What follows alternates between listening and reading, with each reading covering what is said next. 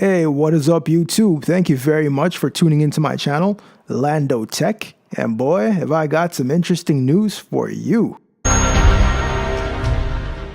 Thanks to the iPhone X, released in 2017, edge-to-edge displays are here to stay. As Samsung has pointed out, maybe Apple doesn't have the best implementation of edge-to-edge display, considering how much the notch at the top sticks out. A good number of consumers have also voiced their displeasure with Apple's notch. As a result, phone manufacturers have answered the call with innovative notchless ways of bringing users a front-facing camera on a bezel-less display. The Vivo Apex and Nex have tucked away the front camera inside the body of the cell phone and gave users the option to have it pop up when needed.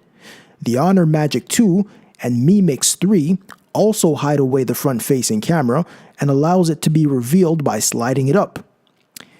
Having moving parts on a flagship smartphone, however, means there is now an additional part on the phone that can be broken. If the motor that allows the camera to pop up fails, then no more selfies ever until the motor gets fixed. However, there's another competitor in the edge-to-edge display market that has an even more innovative way to achieve the no bezel look, while still allowing users to take selfies. Welcome ZTE Nubia X. And what's their ingenious solution to achieve a notchless edge-to-edge display, you ask? Well, get rid of the front-facing camera, of course. So how are users supposed to take selfies with the back camera if they can't see themselves? Easy. Put a second screen on the back of the phone. Instead of users taking selfies with a lower resolution secondary camera, they get to take them with the main camera at max resolution.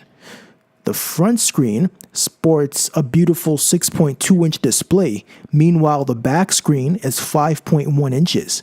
The smallest screen doesn't only have to be used for taking selfies though. It actually has a built-in blue light filter, which the company suggests using before bedtime to get a deeper night's sleep.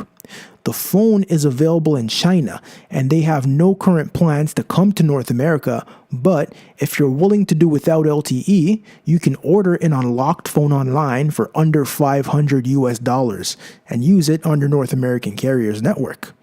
Thank you very much for watching my video, guys. I hope you liked it. Don't forget to comment, like, and subscribe.